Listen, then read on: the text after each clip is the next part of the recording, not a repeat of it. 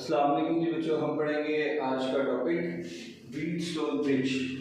तो Wheatstone bridge जो है ये हमारा एक इलेक्ट्रिकल सर्किट है और इस सर्किट में हम किसी भी सिस्टम की किसी भी सर्किट की अननोन रेजिस्टेंस कैलकुलेट करते हैं। तो अगर व्हीटस्टोन ब्रिज जो है इसकी अगर हम डेफिनेशन बनाएं तो डेफिनेशन क्या है?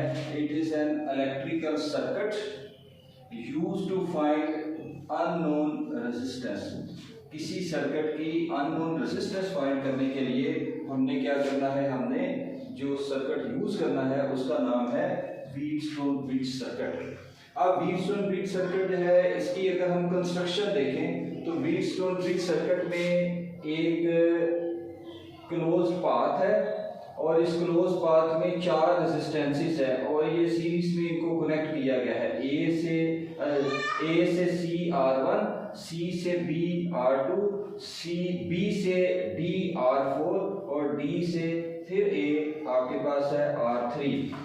तो सर्किट जो है वो किस तरह से है? 4 resistances R1, R2, R3 and R4 are connected in series. उसके बाद ये जो हमारी रेजिस्टेंसेस कनेक्ट हो गई हैं, इन रेजिस्टेंसेस में जो 2 एंड हैं, इन 2 एंड को कनेक्ट किया गया है एक बैटरी के साथ और साथ में एक स्विच लगाया गया है। उसके बाद है a battery of EMF E and switch S is connected with A and B। तो स्विच और बैटरी को एक A पार्ट से और एक B पार्ट से कनेक्ट किया गया है। उसके बाद जो है ना, इस सर्किट में हमने मैश बनानी है। तो ये जो हमारा सर्किट था, ये जो हमारे पास एक काइट है, इस काइट के इस क्लोज पाथ में हमने बनाई है 4 रेजिस्टेंसेस। तो ये 4 रेजिस्टेंसेस हैं। अब ये जो 4 रेजिस्टेंसेस R1, R2 ये R1, ये R2, ये आपका R3 और ये जो R4 है, ये जो क्लोज पाथ बना है इसकी मैश बना लेंगे। मतलब इसको हम फर्दर डिवाइड कर लेंगे, इसके और मजीद पार्ट्स बनाएंगे और ये जो हम इसकी मैशिंग करने जा रहे हैं, इसमें हमने ये जो दरमियान वाले 2 एंड हैं C और D, इन C और D के बीच में एक आउटपुट डिवाइस लगाई है। इससे हम आउटपुट देखेंगे, वो है गैल्वानोमीटर। तो यहाँ पे हमने एक गैल्वानोमीटर लगा दिया और जो भी गैल्वानोमीटर हम लगाएंगे, गैल्वानोमीटर के अंदर एक कॉइल है, कॉइल जो है वो वायर की बनी होगी, तो इसकी कोई रेजिस्टेंस होगी। तो गैल्वानोमीटर की जो रेजिस्टेंस है इसको हम नाम देंगे RG का। गैल्वानोमीटर की जो रेजिस्टेंस है इसको नाम क्या दे दें? RG, R for resistance, G for galvanometer.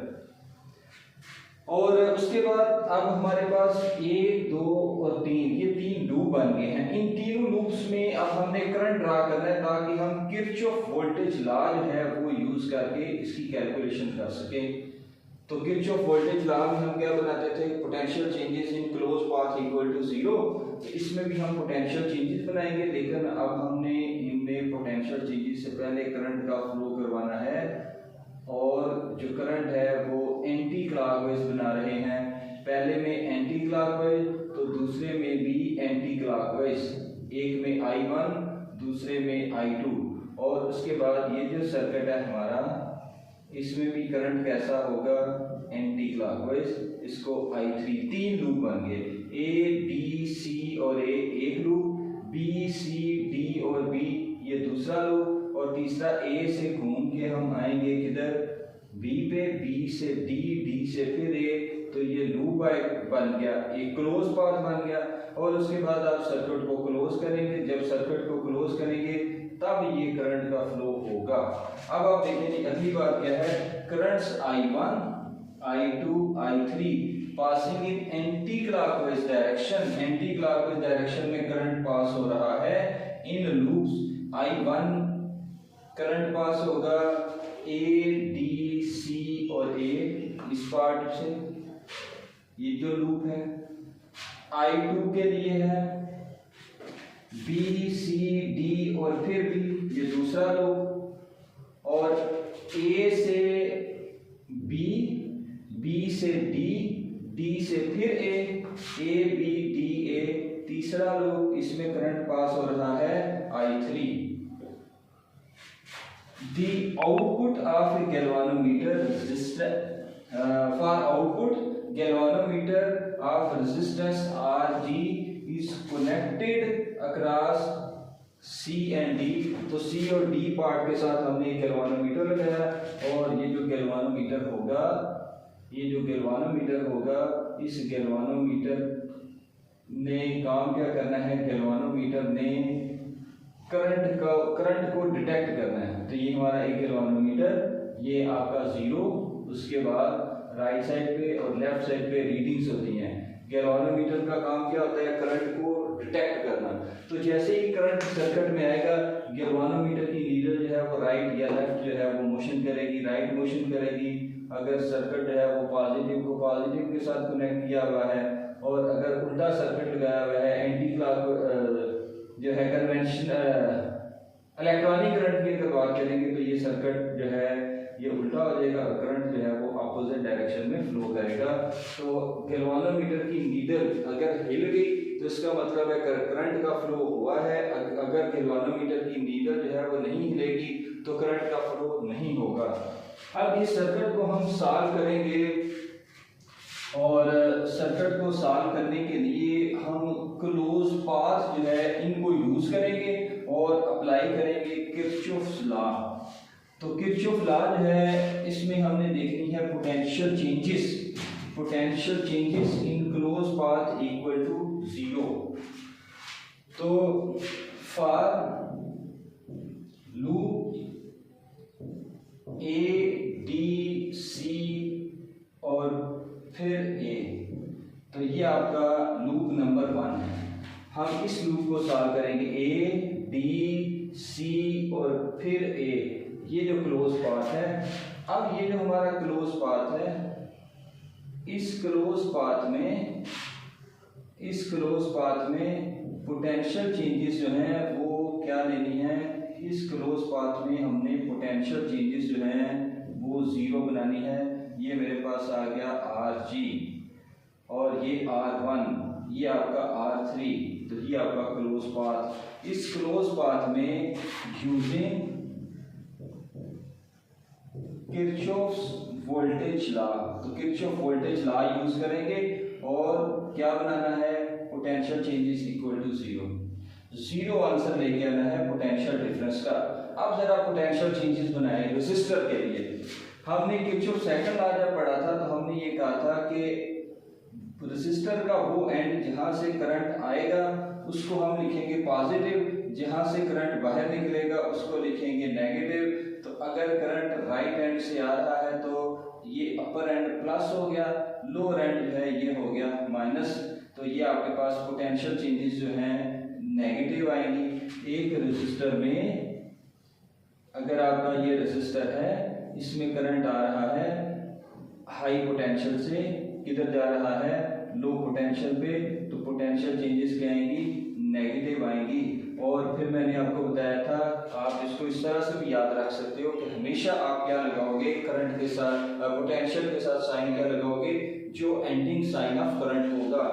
अब आप देखोगे सी से अगर हम ए पे अपना सफर स्टार्ट करें और करंट कैसे आ रहा है, वो एंटी क्लॉकवाइज आ रहा है, तो इसका मतलब हाई एंड से प्लस से करंट एंटर, सॉरी सी वाले एंड से करंट एंटर हो रहा है, तो इसका मतलब सी एंड जो है वो पॉजिटिव हो जाएगा और ए एंड से करंट बाहर निकल रहा है, तो ये क्या हो जाएगा, ये नेगेटिव हो जाएगा। तो एक एंड पॉजिटिव, एक एंड क्या होगा, नेगेटिव। अब इस सर्किट में इस सी और ए पार्ट में जिसमें रेजिस्टेंस आ रहा है, इसमें हमने पोटेंशियल डिफरेंस फाइंड करना है। तो रेजिस्टर में जो करंट पास हो रहा है वो है I1, रेजिस्टेंस की वैल्यू R1। इस केस में पोटेंशियल चेंजेस क्या है, V इक्वल टू IR। तो अब आप यहाँ पे क्या लिखोगे, करंट रेजिस्टर R1 में से जो पास हो रहा है वो है I1, करंट I1, रेजिस्टेंस क्या है, वो है R1।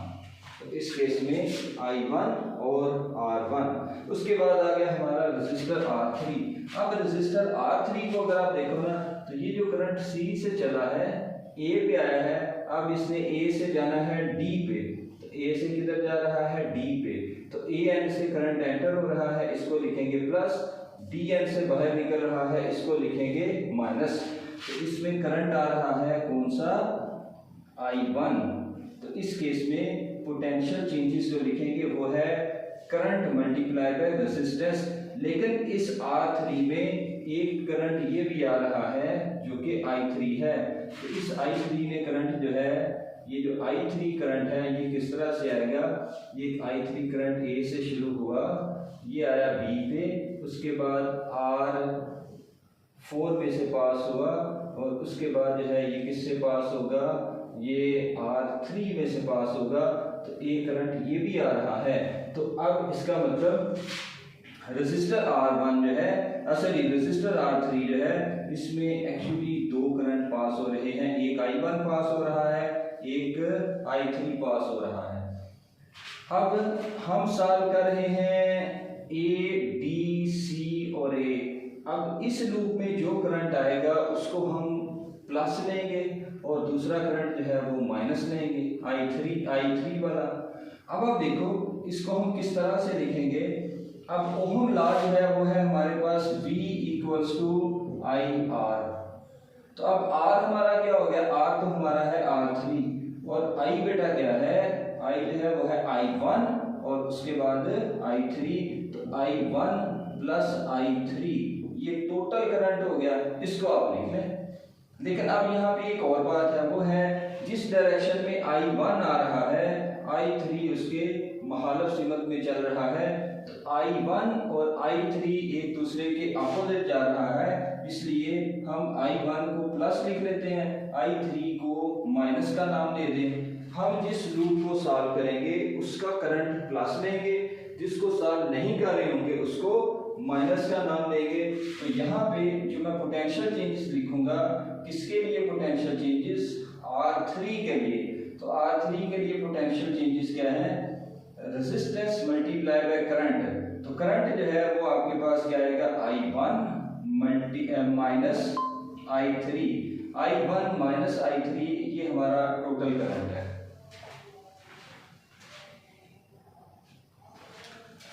तो I1 minus I3 total current आ गया। ये किसको सॉल्व हमने कर दिया, R3 को सॉल्व कर दिया।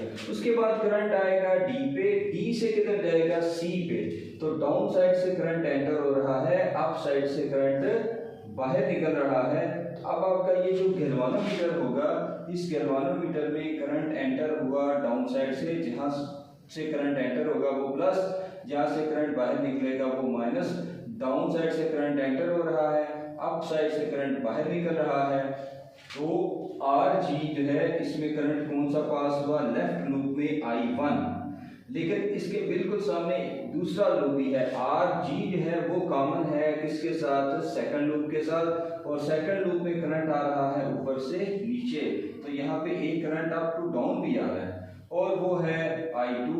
अब जो करंट अप साइड से आ रहा है वो है प्लस, डाउन साइड से बाहर निकल रहा है वो है माइनस। तो इस C और D पार्ट में रेजिस्टर मल्टीप्लाई बाय करंट। तो रेजिस्टेंस जो है वो है RG।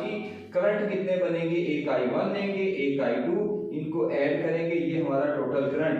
लेकिन जो I1 है ये डाउन टू अप जा रहा है और I2 अप टू डाउन। एक करंट नीचे से ऊपर, दूसरे में करंट ऊपर से नीचे। अब इस वाले पार्ट को हम क्या लिखेंगे, इस वाले पार्ट को हमने लिखना है resistance RG multiply by current. कितने करंट हैं, एक करंट है I1, एक करंट क्या है वो है I2। अब I1 वाले लूप को सॉल्व कर रहे हैं, इसको प्लस लेंगे, I2 को सॉल्व नहीं कर रहे, इसको माइनस लेंगे। तो यहाँ पे साइन हम क्या लिखेंगे, माइनस। तो I1 माइनस I2 आंसर किसके बराबर, 0 के बराबर। तो sum of all potential in close path equal to 0। अब सम बनाने के लिए मैंने इस इक्वेशन में प्लस माइनस के साइन भी लगाने हैं। हमने ये पढ़ा था कि जहां से करंट आए वो प्लस, जहां से बाहर निकले वो माइनस। तो पॉजिटिव से करंट आ रहा है, नेगेटिव से बाहर निकल रहा है, पोटेंशियल चेंजेस नेगेटिव। पॉजिटिव से आ रहे हैं, नेगेटिव से बाहर निकल रहे हैं, एंडिंग साइन लगाएंगे, जो एंडिंग साइन है वही पोटेंशियल चेंजेस बताएगा। तो इसके साथ माइनस का साइन। यहाँ पे ए से डी, प्लस से आ रहे हैं माइनस से बाहर, एंडिंग साइन क्या लिखेंगे, एंडिंग साइन माइनस लिखेंगे।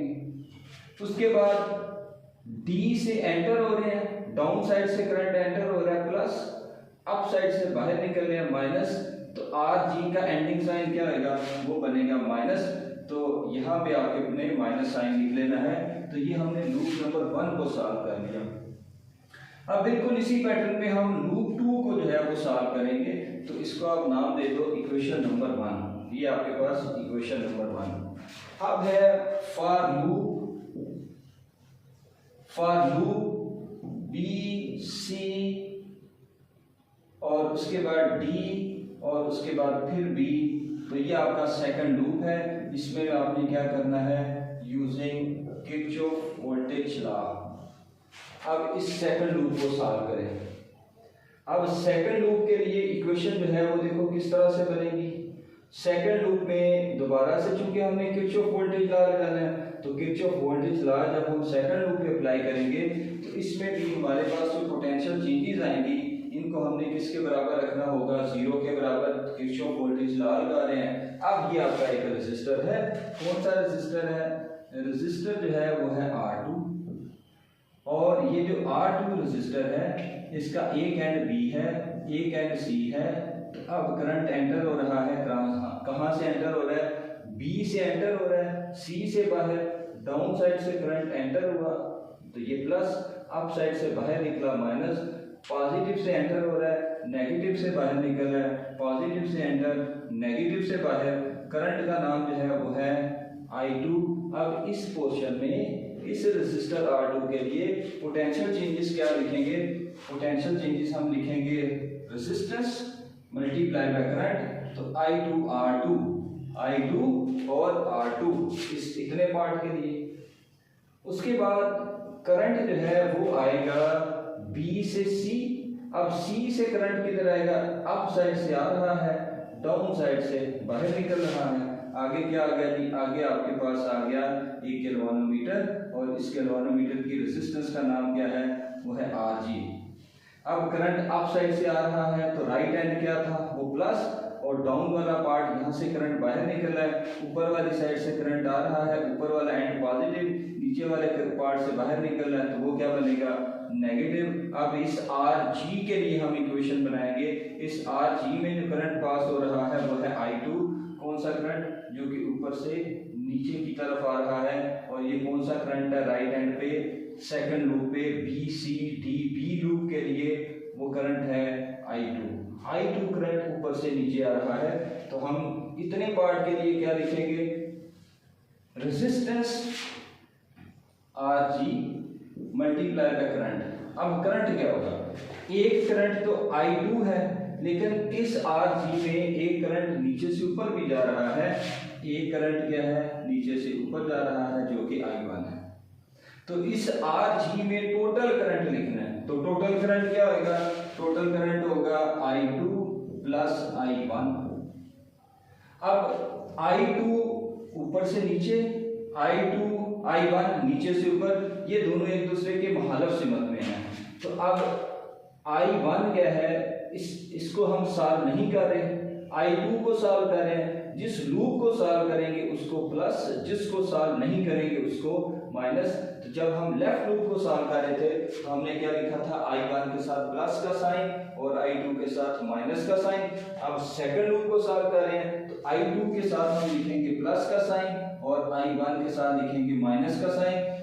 I1 जो है I2 के लिहाज से मुखालिफ सिमत में है, इसलिए इसके साथ आ गया नेगेटिव साइन। उसके बाद करंट पहुंचा D पॉइंट पे, D से करंट ने जाना है B पे।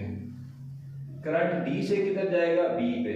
तो डाउन साइड से करंट एंटर हो रहा है, जो करंट एंटर हो रहा है इसको लिखो प्लस, अप साइड से बाहर निकल रहा है तो क्या लिखेंगे, माइनस। अब मैंने लिखना है, क्या लिखना है जी, अब मैंने लिखना है रेजिस्टर R4। अब मेरे पास करंट I2 जो कि B से शुरू हुआ था, फिर B से किधर आया, D से अब ये जाएगा फिर B। तो ये करंट D से B जा रहा है और इस करंट का नाम क्या है, वो है I2। तो B से D करंट क्या है, I2। तो रेजिस्टेंस मल्टीप्लाई बाय करंट। लेकिन अब आप देखो कि इस रेजिस्टर R4 में जो कि B और D के साथ कनेक्टेड है, इसमें एक करंट और भी पास हो रहा है और वो करंट है I3। ये I3 भी आ रहा है, तो इसमें एक करंट क्या हो गया I3। अब इस पार्ट को सॉल्व करेंगे, अब हम इस पार्ट को सॉल्व करेंगे।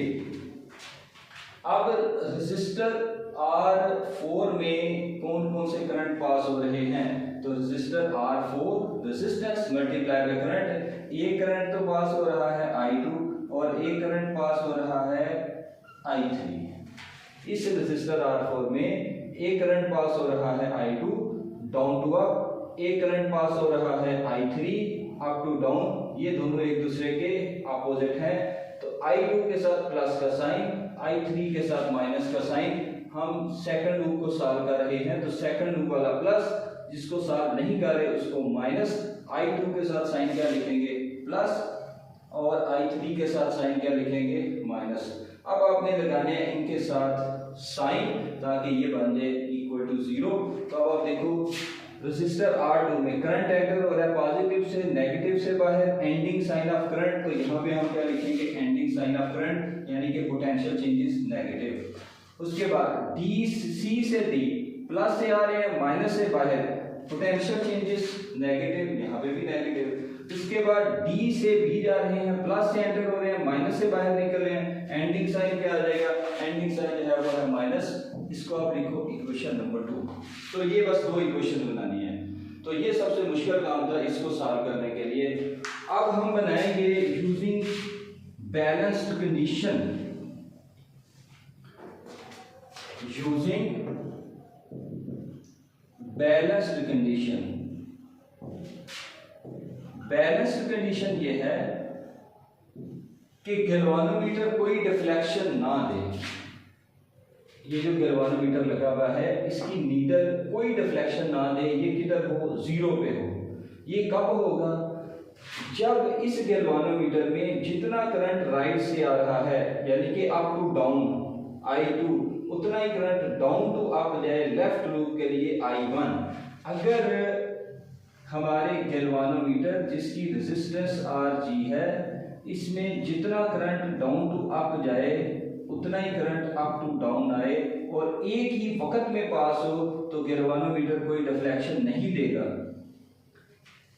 जब बैटरी से करंट आएगा यहाँ पे और इस एंड पे, तो अब इस लूप में भी करंट ने फ्लो होना है, इस लूप में भी करंट ने फ्लो होना है। तो एक चांस ये है, एक वक्त ये आएगा जिस पे इस Rg गैल्वानोमीटर में लेफ्ट साइड पे और राइट साइड पे पोटेंशियल डिफरेंस की वैल्यू सेम हो जाए, पोटेंशियल डिफरेंस की वैल्यू सेम होगी। और ये कब होगा, जब I1 R1 और I1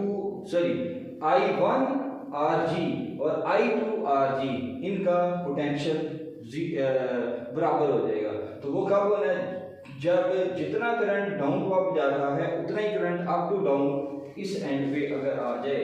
इसका मतलब अगर Rg में जो करंट का फ्लो हो, जितना I1 है उतना ही I2 है, अगर ये कंडीशन लग गई तो गैल्वानोमीटर डिफ्लेक्शन नहीं देगा। और अगर डिफ्लेक्शन नहीं देगा तो इसको बैलेंस कंडीशन बोलते हैं, जिसको बोलो इक्वेशन नंबर 3।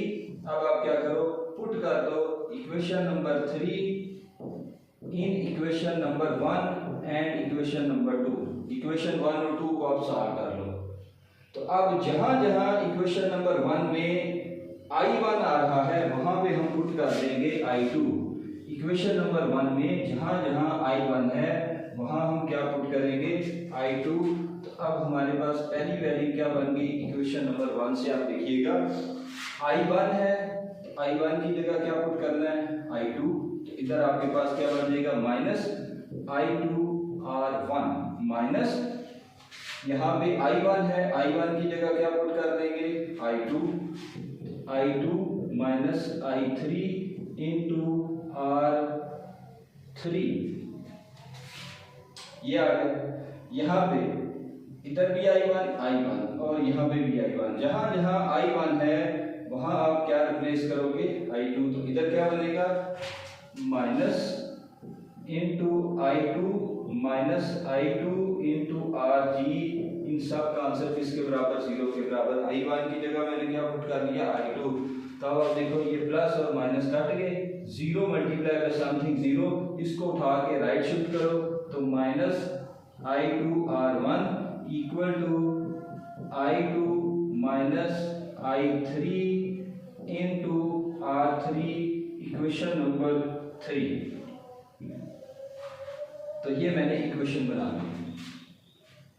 अब आप इक्वेशन नंबर 2 को पकड़ें और इक्वेशन नंबर 2 में जहां जहां I1 है वहां पुट कर दो I2। इधर है I2 तो I2 की जगह I1 नहीं लिखना, हमने सिर्फ उसको देखना है जहां पे I1 है। तो इस पूरी इक्वेशन में एक ही I1 है, तो इस I1 की जगह क्या लिख दोगे, I2। ये पहले ही I2 है, इसको लिखने की जरूरत नहीं है। तो माइनस I2 उसके बाद आ गया R2 minus I2 minus I1 की जगह क्या लिखेंगे, I2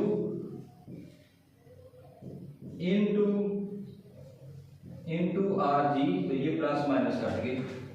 उसके बाद यहाँ पे I2 minus I3 into R4 equal to 0, तो ये R4। अब आप देखो ये नॉनोमीटर वाला पार्ट खत्म हो गया, इसको उठा के दूसरी साइड पे ले जाओ। तो माइनस I2 R2 माइनस दूसरी साइड पे गया तो क्या हो गया, plus I2 minus I3 into R4, equation number 4। तो ये जनाब हमने दो इक्वेशन बना ली। अच्छा जी, अब आप क्या करें, इन दोनों इक्वेशंस को डिवाइड कर दो, 3 और 4 को डिवाइड कर दो। Equation number 3 divided by equation number 4।